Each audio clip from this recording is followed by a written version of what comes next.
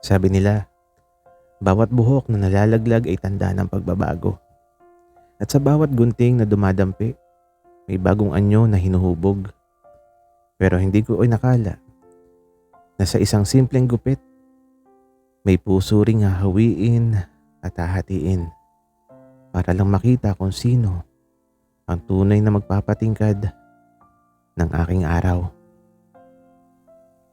Ako si Jam, 24 anyos, isang graphic designer na mahilig sa kape at sa mga bagay na simple lang. Tahimik akong tao pero may kakaiba akong hilig. Lagi akong nauubusan ng barberong mapagkakatiwalaan. Hindi dahil choosy ako, pero parang may sumpa na tuwing magpapagupit ako, laging palpak. Hanggang sa isang araw, may nag-refer sa akin sa isang bagong barbero dito sa bayan namin. Sabi nila, hindi lang daw magaling maggupit, kundi gwapo pa. At doon unang pumasok sa eksena si Lando. Pagpasok ko sa maliit na barbershop niya, amoy ko kaagad ang bagong tabas na kahoy at pomada. Doon siya, nakaputing t-shirt, fit na pantalon at may ngiti na parang kayang magpaiksi ng mahabang gabi. "Boss, gupit tayo?" Bati niya. At doon nagsimula ang lahat. Di ko alam kung dahil sa kaba o dahil sa lapit niya habang inaayos ang buhok ko, pero para akong nahipnotismo sa bawat paghawak niya sa buhok ko. Sa bawat titig niya sa salamin, parang may musika akong naririnig. "Bagay sa ito, boss. Pero mas bagay din nata kung palagi kang nandito." Biro niya sabay kindat. Napakamot ako ng bato ko at natawa na parang high school ulit. Sabi ko, baka masanay ako sa'yo, Lando. Hindi ko na kayang magpagupit sa iba. At ayun na nga. Ang unang gupit na yon ang naging simula ng kwento naming puno ng kilig, biro, at lihim na pagtitig. At sa labas ng shop, habang hawak ko ang maliit na salamin na binigay niya para i-check yung gupit ko,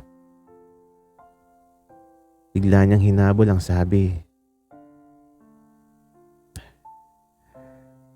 "Jam, balik ka ha. Hindi lang buhok ang aayusin ko sa'yo. Malay mo." Wika niya. At doon ko naramdaman, ibang klase tong gwapong barbero na to. Hindi lang buhok ang kaya niyang ayusin. Ewan ko ba?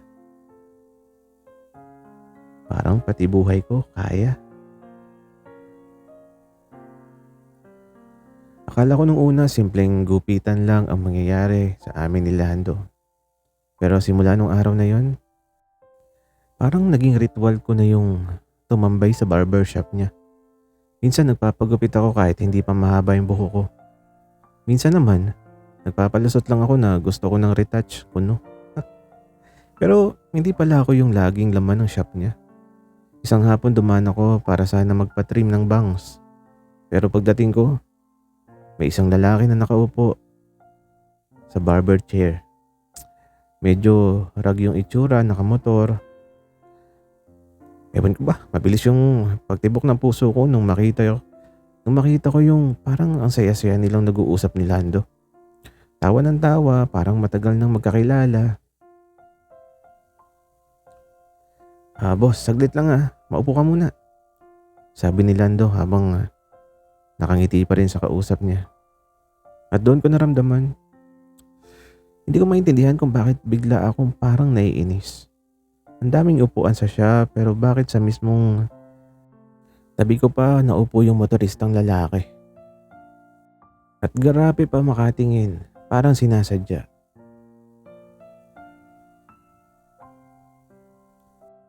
"Paborito din kita gupitan, boss," narinig kong sinabi ni Lando doon sa motoristang lalaki habang nililinis yung gamit. Napatingin agad ako kay Lando.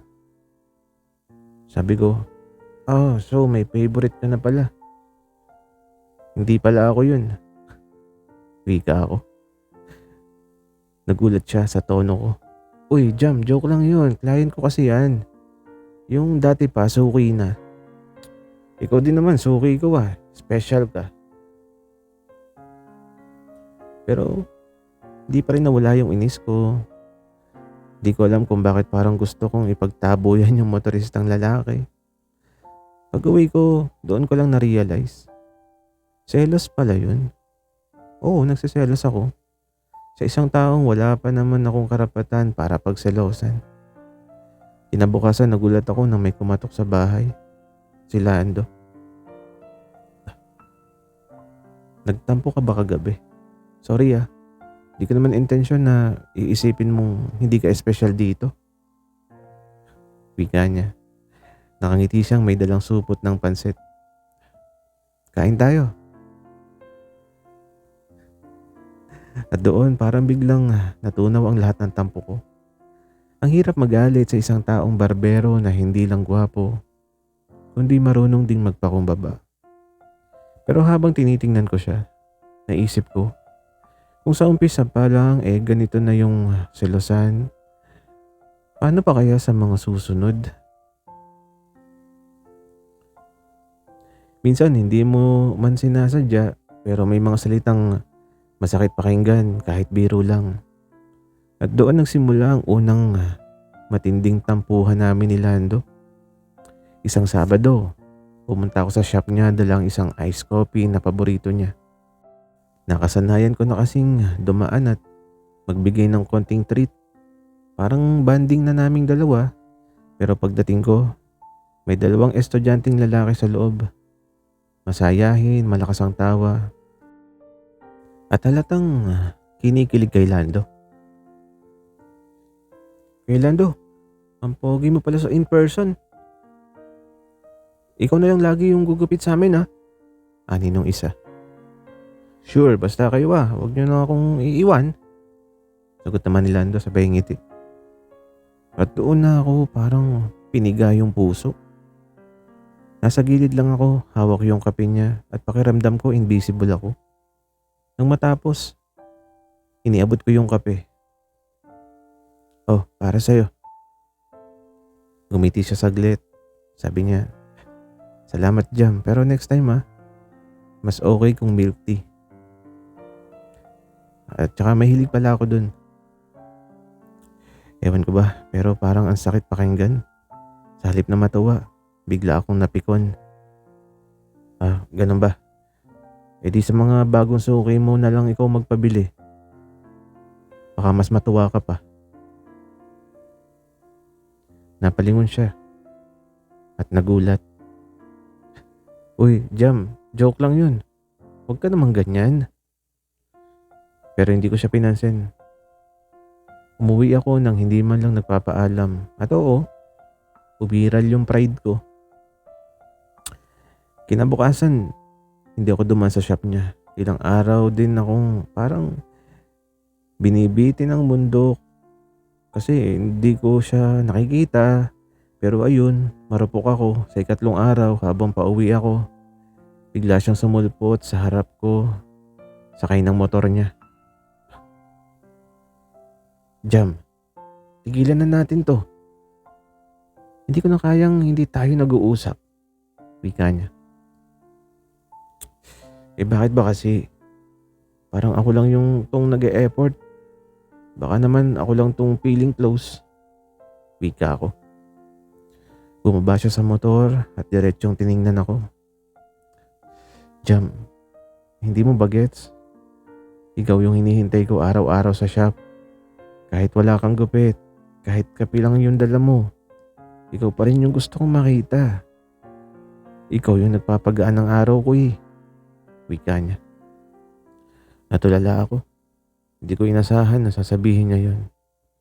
At sa gitna ng kalsada habang hapon at medyo maulan, hinawakan niya yung kamay ko. Huwag ka na magtampo. Kung selos man yan, ibig sabihin lang nun, may nararamdaman ka na para sa akin. At ako, matagal ko nang nararamdaman yun. Wika niya. At doon parang natigilan ng lahat ng pride ko. Napangiti ako kahit may luha sa gilid ng mata. Loko ka talaga, Lando. Pero sige na nga, bati na tayo. At sa unang pagkakataon, hindi lang barbero ang tingin ko kay Lando. Nagsimula na akong mahulog sa gwapong barbero ng buhay ko. Matapos ang tampuhan namin, mas naging close kami ni Lando. Parang bawat araw may dahilan na para dumaan ako sa shop niya. Minsan, para lang makipagkwentuhan. Minsan para magdala ng merienda. At minsan para lang makita siya habang abala sa paggupit. Pero isang gabi, doon talaga nagsimula ang kakaibang kilig na hindi ko na maitago. That time, nagsara na siya ng shop ng halos alas 8 ng gabi. Ako naman, naisipang hintayin siya para sabay kaming makauwi. Hindi ko alam kung bakit, pero gusto ko lang. Ba, Jam, overtime ka rin ba? Biro niya habang pinupunasan ng salamin. Hindi baka kasi may multo dito. Kawawa ka naman kung mag-isa ka lang. Sagot ko sabay ngiti. Umupo ako sa barber's chair at siya naman ay umupo sa tabi ko. Hawak ang maliit na electric fan na nililihis niya. Doon bigla kaming natigilan. Kasi sa salamin sa harap namin, nakita ko kung gaano siya kalapit sa akin. Ramdam ko yung init ng braso niya at halos marinig ko yung bawat paghinga niya. Jam, mahina niyang tawag. Ano yun? Wika ko naman. Na-curious lang ako. Bakit lagi ka pa rin bumabalik dito? Hindi ka naman magpapagupit palagi. Napatingin ako sa kanya. Gusto ko sanang sabihin kasi gusto kita pero wala pa akong lakas ng loob. Kaya tumawa na lang ako ng pilit.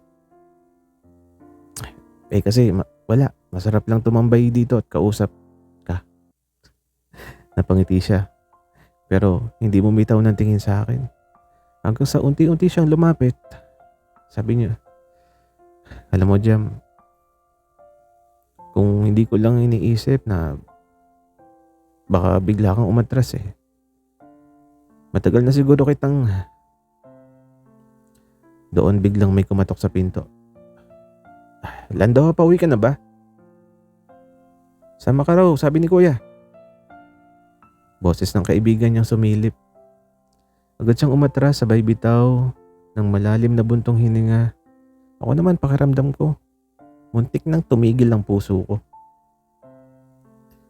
Jam, sige, bukas ulit Sabi niya habang pilit na tinatago yung ngiti. Pag-uwi ko ng gabing yun, hindi ko na alam kung may inis ba ako dahil sa naudlot o kikiligin dahil muntik na. Minsan ang pinakamagandang sandali ay yung hindi natutuloy. Kasi doon ka mas lalong umaasa na sa susunod, hindi na lang muntik. Sabi nila, hindi importante kung saan kayo kumakain, kung sino yung kasama mo. At totoo pala yun. Kasi kahit sa karinderya lang kami nagpunta ni Lando, para akong nasa pinakamamahaling restaurant. Jam, gutom ka na ba? Treat kita. Alam kong paborito mo yung lumpiang Shanghai dito. Aya niya habang isinasara yung barbershop. Naglakad kami papunta sa maliit na karinderya sa kanto. Naliwanag ng ilaw ng poste. At may hanging amoy adobo na dumadampi sa ilong. Habang kumakain kami ng simpleng ulam, adobo, Shanghai, pansit, ramdam ko yung gaan ng loob ko. Jam, minsan naiisip ko, paano kaya kung hindi ka dumaan sa shop ko nung araw na yun? Siguro hanggang ngayon, puro buhok lang yung inaasikaso ko. Wala akong kausap na kagaya mo. Wika niya. Natigilan ako, sabi ko naman. Hindi mo malalaman na ang pangit pala ng tabas ng bangs ko dati. Biro ko. Pareho kaming natawa pero sa gitna ng tawanan, Bigla siya naging seryoso. Pero seryoso, iba ka, Jam. Hindi ka lang suki. Para kang parte na ng araw-araw ko. Wika niya. Napatingin ako sa kanya. At doon na naman unti-unting lumapit yung mga mata namin. Pero bigla akong nainis nung mapansin kong may isang babaeng dumaan at pumaway kay Lando. Oy Lando, libre ka bukas? Magpapa-haircut ako. Ikaw lang yung gusto ko. Sabi ng babae. Ngumiti siya. Kumaway, pabalik. Sabi niya, "Oo, dumaan ka lang." At doon parang biglang nawala yung gana ko sa lumpia. Aba, ikaw na talaga. Pati mga babae nagpapakyut sa'yo. Wika ako. Napangiti siya, halatang natutuwa sa selos ko. Uy, Jam, ikaw lang to. Seryoso ako sa'yo. Wala kang dapat ipagselos. Madali lang sabihin yan. Wika ako. Napailing ako pero sa loob-loob ko natutuwa rin ako kasi hindi ko na maitago na nagseselos ako. Pagkatapos namin kumain, naglakad kami pa uwi. Doon niya biglang kinuha yung kamay ko. Sabi niya, Jam, kahit ilang babae pa ang magpa-schedule sa shop, ikaw pa rin yung gusto kong kasama pagkatapos ng lahat. Napahinto ako at tumitig sa kanya. Hindi na ako nakasagot kasi sa unang pagkakataon, hawak niya yung kamay ko. Hindi biro, hindi sa gupit, kundi sa isang date na kami lang dalawa. At mula noon alam kong hindi na simpleng barbero lang ang tingin ko sa kanya. Siya na yung taong gusto kong kasama sa bawat hiwa ng gunting, sa bawat araw ng buhay ko. Minsan hindi mo naman inaasahan pero darating yung oras na haharapin mo na yung taong matagal mo nang iniiwasan. Isang gabi, inaya ako ni Lando sa rooftop ng bahay nila. Doon daw siya madalas magpahinga pagkatapos ng mahabang araw ng paggupit. Simple lang, may upo ang kahoy, malamig ang simoy ng hangin, at tanaw ang mga bituin. Habang pareho kaming may hawak na bote ng soft drinks, nagsimula na siyang magsalita.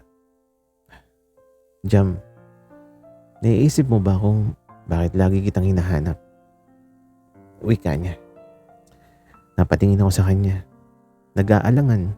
Sabi ko, kasi magaling akong magdala ng kape. Biro ko. Pilit na tinatakpan yung kaba. Umiling siya, sabay titig ng diretso sa mga mata ko. Hindi, Jam. Kasi gusto kita.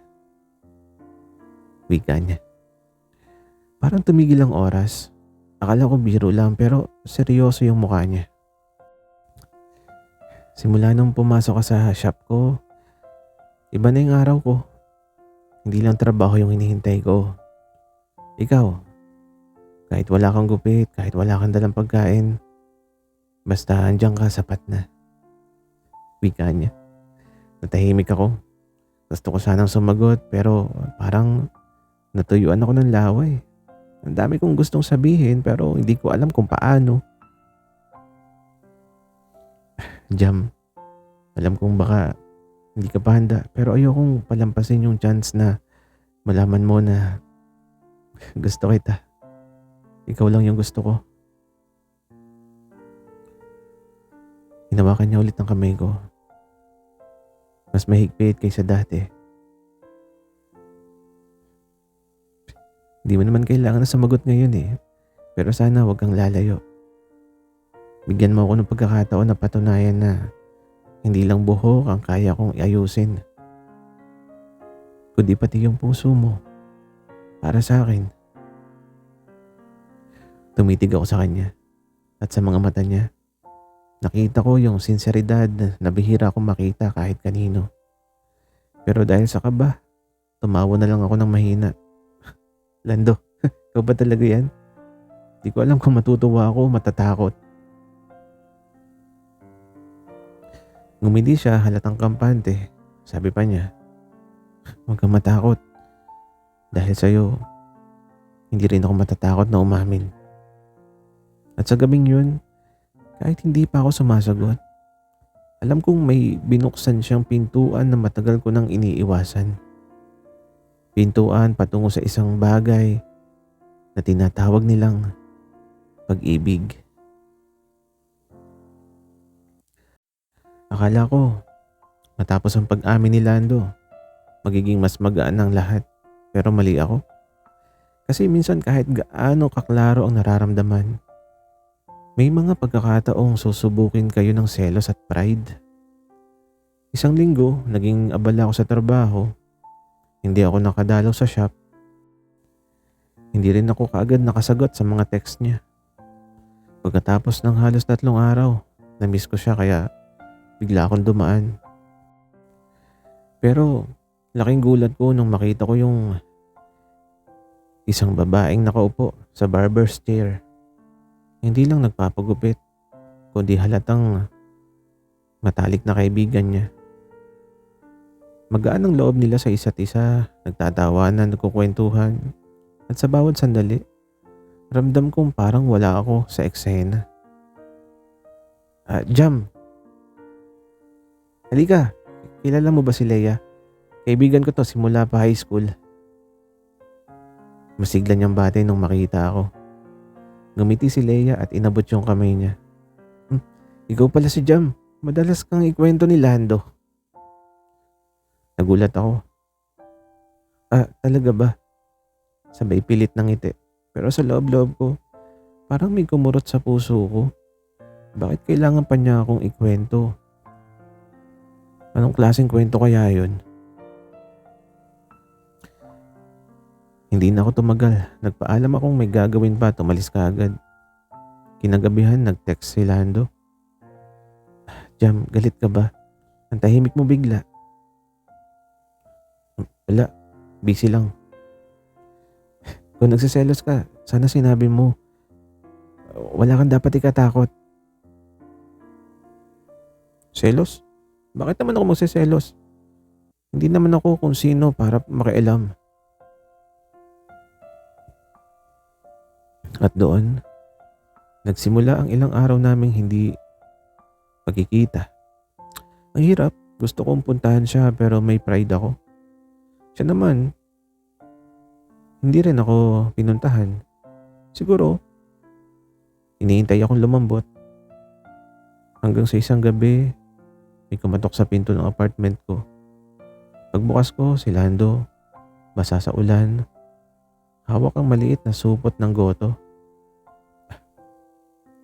Jam, pwede ba? Ayokong ganito tayo. Kung kailangan mong magtampo, sige, pero wag mo akong layuan. Hindi ko kaya. Wika niya. At doon napayak ako ng hindi inaasahan. Ang hirap kasi Lando eh.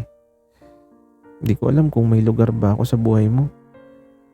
Baka ako lang tong nag-a-assume. Wika ako.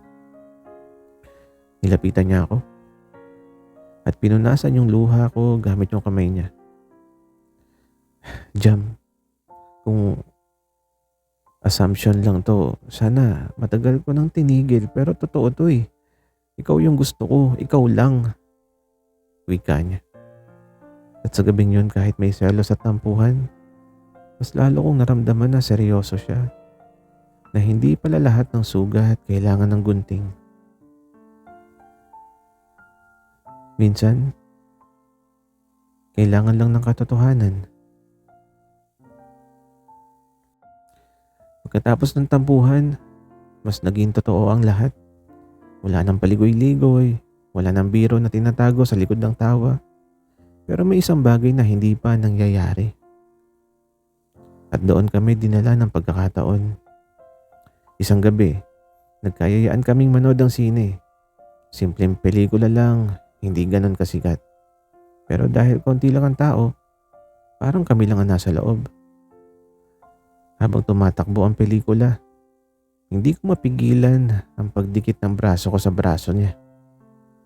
Ramdam ko yung init ng balat niya at sa bawat sandali, parang kumakabog ang dibdib ko ng mas mabilis.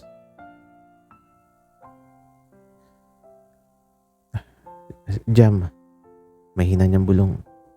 Bakit? Wika ko naman.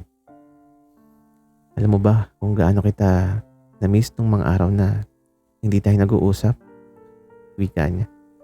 Napalingon ako sa kanya. Nakita ko sa mga mata niya ang lungkot, pero higit pa ron, ang dami niyang sinasabi na hindi mabibigkas ng salita. Di ko alam kung sino ang nauna basta naglapat ang labi namin. Una dahan-dahan parang tinatanong kung pwede. Tapos naging mas matindi. Parang mas matagal namin gustong gawin. Pareho. Pero nakakatakot. At sa unang pagkakataon, hindi gunting ang narinig ko mula sa kanya. Kundi ang tibok ng puso naming sabay na nag-uunahan. Pagkatapos, pareho kaming natulala at napangiti siya, napakamot ang ulo. Sorry Jam, hindi ko na napigilan. Wika niya. Loko, ba't ka nagsasorry? Kung alam mo lang, kanina pa ako naghihintay. Wika ko naman. At sa paglabas namin sa sinihan, hindi na kami naglakad ng magkalayo. Nakaakbay na siya sa akin, proud at walang pakialam sa mundo. Sabi nila, ang bawat gunting ng barbero ay may dalawang talim. Isa ang nagpuputol ng hindi kailangan at ang isa nagpapaanyo ng bagong simula. Ganon din siguro yung pag-ibig, dumadaan sa hiwa, sakit at pagputol bago tuloy ang mabuo ang isang anyo ng forever. Pagkatapos ng tampuhan at selos, akala ko tapos na ang lahat.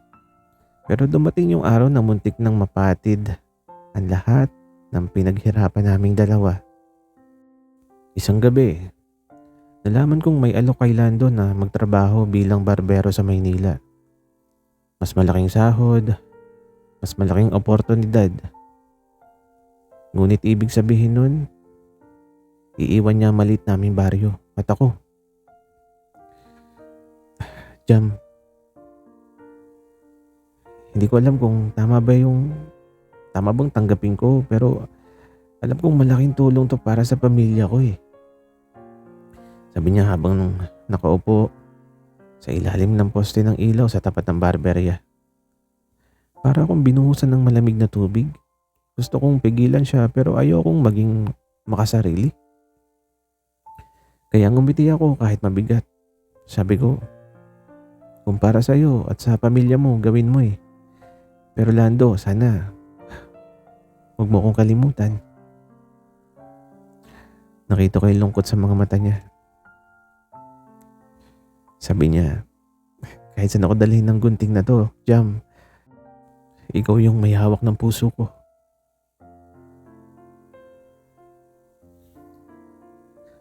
Isang linggo siyang nawala. Ang bawat araw, parang taon. Ang bawat gabi, parang walang hangganang paghihintay. Pero tulad ng buhok na dati, kahit lumago, babalik pa rin sa kamay ng barbero. Bumalik siya. Isang hapon habang naglalakad ako sa Pilapil, nakita ko siyang papalapit, dala-dala ang lumang gunting niya at isang bouquet ng bulaklak. Narinig kong tinawag niya ako. At eto, tumakbo ako papunta sa kanya. Bakit ka bumalik? Hindi ba mas maganda yung buhay doon? Tanong ko na nangingilid yung luha. Huwag kang tanga, sagot niya sabay hawak sa pisngi ko. Mas maganda yung buhay dito kasi andito ka. Ano bang halaga ng Maynila kung wala ka naman sa tabi ko? At doon sa ilalim ng dapit hapon, sa harap ng palayan at sa huni ng mga kuliglig, niyakap niya ako ng mahigpit. Hindi na ako nagdalawang isip. Doon ko na rin siya hinalikan. Sa wakas, buong-buo na yung puso ko at wala nang takot. At sa huli, natutunan ko, ang pag-ibig ay hindi sukatan ng distansya, hindi sukatan ng kayamanan, at hindi rin sukatan ng ganda o gwapo. Ang tunay na pagmamahal, gaya ng isang barbero sa kanyang gunting, ay marunong pumili kung ano ang dapat iwanan, kung ano ang dapat panghawakan. Ako si Jam, at proud kong sabihin, ang pinakamagandang gupit ng buhay ko ay ang araw na pinili ako ng gwapo kong barbero. Sana'y nagustuhan nyo ang aming kwento. Maraming salamat sa inyong pakikinig.